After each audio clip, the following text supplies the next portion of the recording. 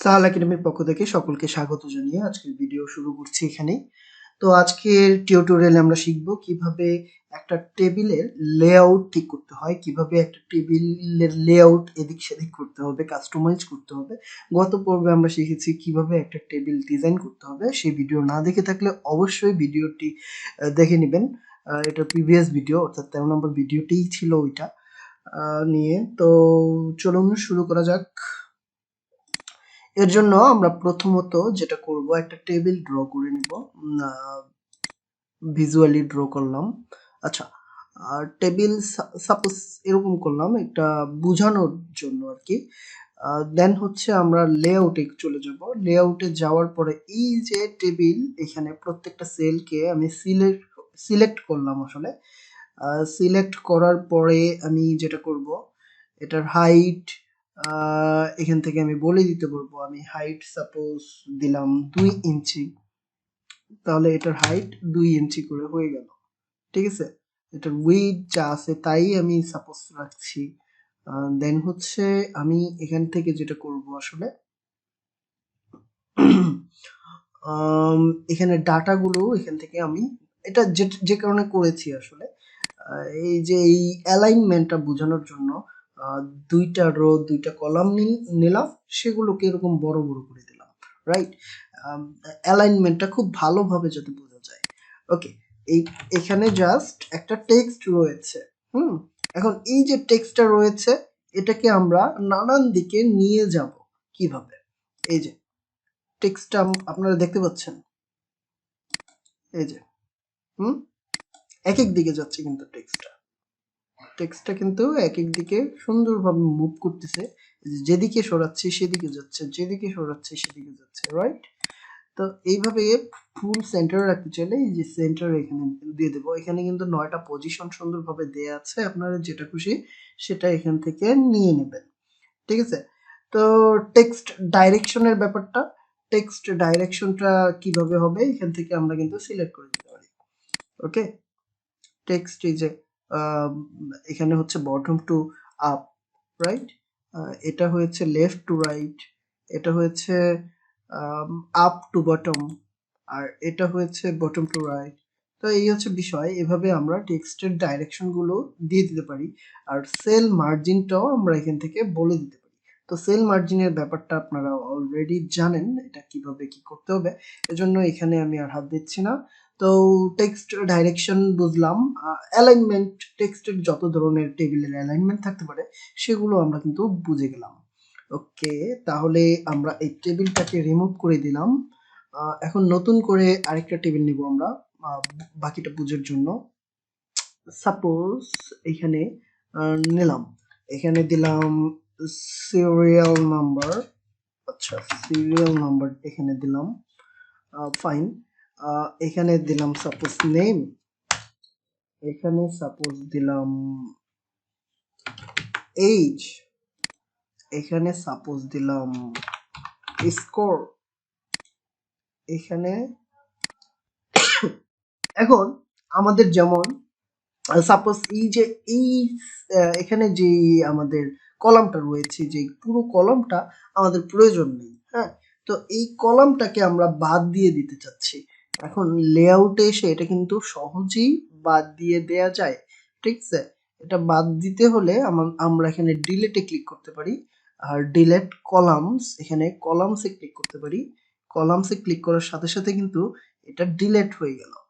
ঠিক আছে, তার মানে রোজ এন্ড কলামস এর বিষয়টা এখানে আবার যদি আমি ইনসার্ট করতে চাই, তো ইনসার্ট করতে হলে ইনসার্ট লেফট, ইনসার্ট রাইট, এইগুলো কিন্তু এই যে এখানে সুন্দরভাবে লেখা আছে। আমি সাপোজ ইনসার্ট করতে চাচ্ছি রাইটে, আমরা যেটা ডিলিট করেছি সেটা নিয়ে আসতে চাচ্ছি। ইনসার্ট রাইট হয়ে গেল। আরেকটা ইনসার্ট করতে চাইলে আরেকটা ইনসার্ট হয়ে যাবে, আরেকটা ইনসার্ট করতে চাইলে আরেকটা ইনসার্ট হয়ে যাবে। তো আমি ডিলিট করতে চাইলে, আমি তিনটে একসাথেই ডিলিট করতে চাচ্ছি আপাতত, তিনটাই একসাথে আমরা কি করব, ডিলিট সেলস। আচ্ছা, সেলস না দিয়ে ডিলিট হচ্ছে কলামস দিয়ে, একেবারে কলামগুলো ডিলিট হয়ে যাবে। এখন এই যে আমাদের টেবিলটা রয়েছে, এটা কিন্তু আমি ফিট করতে যাচ্ছি পুরো উইন্ডো জুড়ে। তো এই অটো ফিটে ক্লিক করলেও ফিট হয়ে যাবে, উইন্ডোতে ক্লিক করলে এই উইন্ডো অনুযায়ী এটা ফিট হয়ে যাবে। পুরো পেজের যতখানি জায়গা সে নিতে পারবে পুরোটাই কিন্তু সে নিয়ে নিবে। এই হচ্ছে বিষয়। ওকে, লেআউটে আমাদের বোঝার মতো তাহলে এখানে যেগুলো ছিল সেগুলো বুঝে ফেলেছি, অ্যালাইনমেন্ট বুঝে ফেলেছি, রোজ কলামস বুঝে ফেলেছি, ড্র টেবিল কিভাবে করতে হবে এটাও কিন্তু আমরা জানি। এখন ইরেজার ব্যাপারটাকে আমরা একটু বোঝার চেষ্টা করি। এই যে সাপোজ এগুলো আমরা ইরেজ করে দিলাম, ঠিক আছে? আমরা এই দুইটা কলামকে একটা কলামে রূপান্তর করলাম, এইখানে সবগুলা কলামকে একটা কলামে রূপান্তর করলাম, এভাবে আমরা ইরেজ করে দিতে পারি। তো আমি কন্ট্রোল জেড চেপে আগের অবস্থানে ফিরে যাচ্ছি, ঠিক আছে? এই হচ্ছে বিষয়। এইভাবে কিন্তু আমরা ইরেজও করতে পারি। তো ড্র, ইরেজ এই ব্যাপারগুলো আমরা বুঝতে পারলাম। তো এখানে প্রপার্টি যা আছে এটা আসলে খুব সহজ বিষয়, তো এগুলো আপনারা নিজেরাই দেখে নেবেন। সেন্টার কিভাবে কি করতে হবে এখান থেকে নিজেরাই দেখে নেবেন, এগুলো আপনারা পারবেন। তো গ্রিড লাইন যদি আমরা দেখতে চাই, যে সাপোজ এখানে আমরা গ্রিড লাইন দেখতে চাই, ওকে, গ্রিড লাইন দেখতে চাই, ভিউ গ্রিড লাইন, এখানে গ্রিড লাইন দেখা যাবে। আর ডিসিলেক্ট করে দিলে গ্রিড লাইন দেখা যাবে না, এই হচ্ছে বিষয়। তো ওইগুলা ইম্পর্টেন্ট কিছু না, তো বোঝার মতো যেগুলো ছিল আসলে। এখানে সাপোজ এই যে ক্লিক করলে এখানে এই যে টেবিলের অপশনে, হ্যাঁ, টেবিলে যে কোনো এক জায়গায় মাউস কার্সরটা নিয়ে মাউসের রাইট বাটনে যখন আমরা ক্লিক করব তখন কিন্তু এই যে টেবিলের যাবতীয় বিষয়গুলো এখানেও কিন্তু দেখা যাবে। যে কাজগুলো আমরা এখান থেকে করেছি সেম কাজগুলো, যে ইনসার্ট, ডিলেট ইত্যাদি ব্যাপারগুলো কিন্তু আমরা এখান থেকে করতে পারবো। আর টেক্সটের যেই স্টাইলগুলো এখান থেকে আমরা কিন্তু চেঞ্জ করতে পারবো, হোমে গিয়ে গিয়ে চেঞ্জ করতে হবে না। হ্যাঁ, আমরা সাপোজ এই যে নেম যে লেখাটা রয়েছে এটার সাইজ বাড়াতে চাচ্ছি, যে বাড়িয়ে দিলাম। ওকে ফাইন, এগুলো খুব সহজ কাজ। হ্যাঁ, আমি সাপোজ চাচ্ছি না নেমটা বড় থাকুক, আমরা আগের অবস্থানে ফিরে যেতে চাচ্ছি। ওকে, আবার কন্ট্রোল ওয়াই দিয়ে আবার ফেরত গেলাম এখানে। ওকে, আন্ডু করলাম আর কি। এই যে undo, redo, control Z, control Y এগুলো ভুলে গেলেও সমস্যা নেই, এই যে উপরে আন্ডু রিডু বাটন রয়েছে এগুলো দিয়ে কাজ চালানো যাবে। আর হচ্ছে এখানে আমরা যেটা করতেছিলাম হাইট, ওয়াইড এগুলোও কিভাবে বাড়াইতে হয় এগুলো আমরা কিন্তু দেখেছি। এই যে এটার হাইট কিভাবে বাড়াবো আমরা কিন্তু পূর্বের টেবিলটাতে দেখেছিলাম। এখন ওয়াইড কিভাবে বাড়াবো এটাও যদি আমরা একটু দেখতে চাই, সাপোজ এখানে ওয়াইড আমি বাড়াতে চাই, 2 করে দিতে চাই, যে এটার ওয়াইডটা কিন্তু 2 হয়ে গেল। এখন যেহেতু একটারই করেছি তাই এটা একটু অন্যরকম হয়ে গেছে, তাই না? এখন আমি যদি পুরো অংশটার ওয়াইডটা বাড়াইতে চাই, এই যে পুরো অংশটা 2 করে দিতে চাই, এটা কিন্তু 2 হয়ে গেল। এবং এই যে পুরো অংশটা আমি সিলেক্ট করার পরে, ঠিক আছে, সিলেক্ট করার পরে এখানে কিন্তু আমি অন্য কিছু করতে পারি। যাই হোক, অন্য কিছু বলতে হচ্ছে এটা আবার ফিটিংটা করতে পারি, যে অটো ফিটে ক্লিক করে, এখানে অটো ফিটে ক্লিক করলে অটো ফিট হয়ে যাবে। আমি উইন্ডোতে ক্লিক করলে উইন্ডো অনুযায়ী সে সেট হয়ে গেল। ওকে, আমি এটা একটু বড় করেছিলাম, সে কিন্তু বড়ই আছে। হ্যাঁ, এখন উইন্ডো অনুযায়ী সবাইকে সমানভাবে সে আবার ছোট করেছে।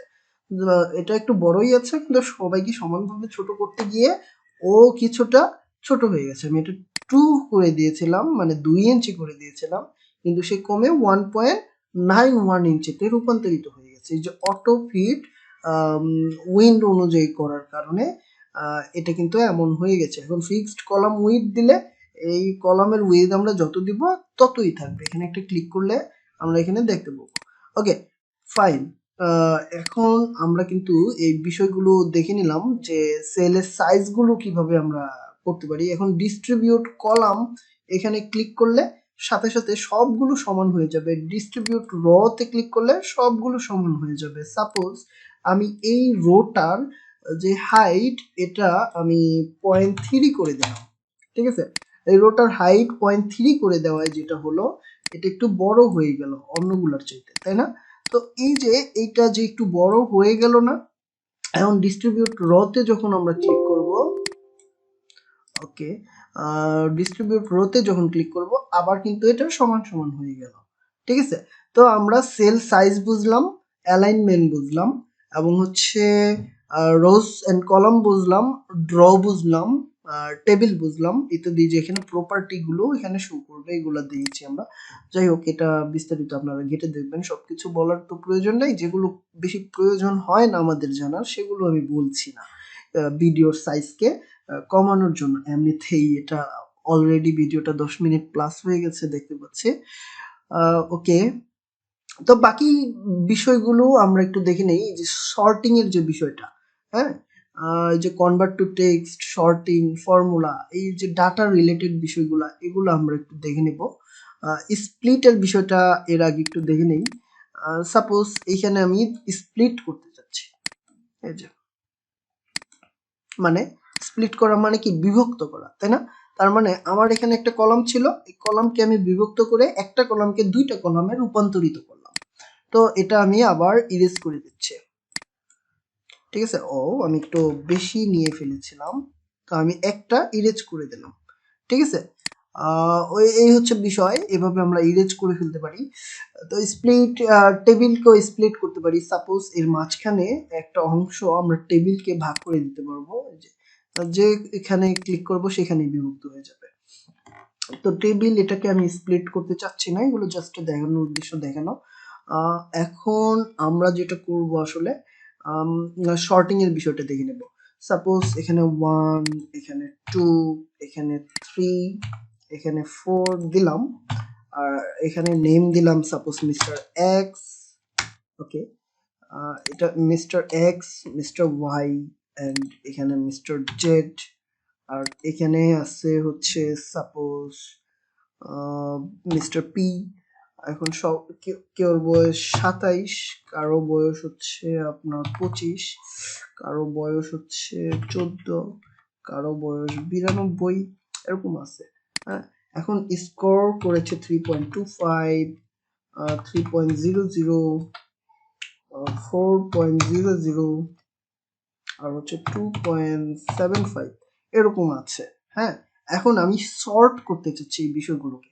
আমরা নানাভাবে এগুলো শর্ট করতে পারি। আমরা যদি এই যে সিরিয়াল নাম্বার অনুযায়ী শর্ট করতে চাই, এটা অলরেডি আছে শর্টিং করা। হ্যাঁ, এটা 1 অনুযায়ী শর্ট বাই 1, তো 1 অনুযায়ী সে অলরেডি শর্টিং রয়েছে। ওকে চাপলে ও কিন্তু শর্টিং যেহেতু রয়েছে, আমরা চেঞ্জেসটা বুঝতে পারছি না, ঠিক আছে? এখানে শর্টিং এর বিষয়টাকে আমি আরেকটু ভালোভাবে বুঝাই। এখানে অ্যাকসেন্ডিং সিলেক্ট করা রয়েছে, তাই না? তো অ্যাকসেন্ডিং মানে হচ্ছে ছোট থেকে বড় এরকম একটা বিষয়, মানে সোজা, হ্যাঁ, উল্টো না। আর ডিসক্যান্ডিং, এটা হচ্ছে জাস্ট উল্টে যাবে, হ্যাঁ, মানে হচ্ছে শুরুটা হয় 1 থেকে, কিন্তু এটা শুরুটা হবে পেছন থেকে, বড় থেকে ছোট, এরকম। তো এখানে ওকেতে যখনই চাপবো, আগে কিন্তু 4 চলে যাচ্ছে, দেন 3, দেন 2, দেন 1।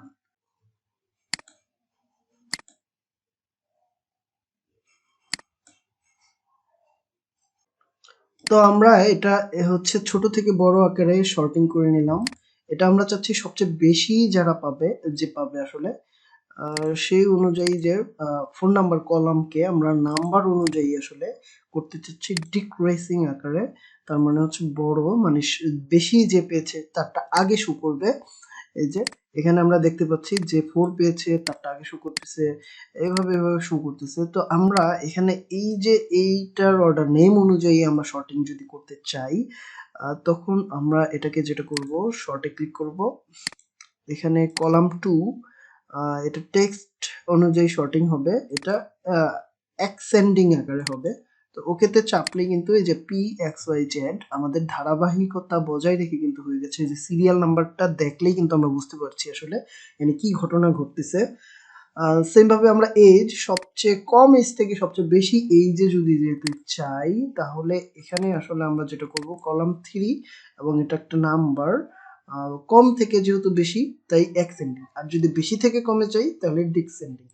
ওকে, তো আমরা এই যে ছোট এজ থেকে বড় এজ পর্যন্ত কিন্তু এভাবে যাচ্ছি। এখানে কিন্তু আমরা সিরিয়াল নাম্বারটা দেখতে পাচ্ছি 3214 হয়ে গেছে, সিরিয়াল নাম্বারটা কিন্তু চেঞ্জ হয়ে গেছে। তার মানে শর্টিং যে সঠিকভাবে কাজ করছে সেটা কিন্তু আমরা এখানে সুন্দরভাবে দেখতে পাচ্ছি।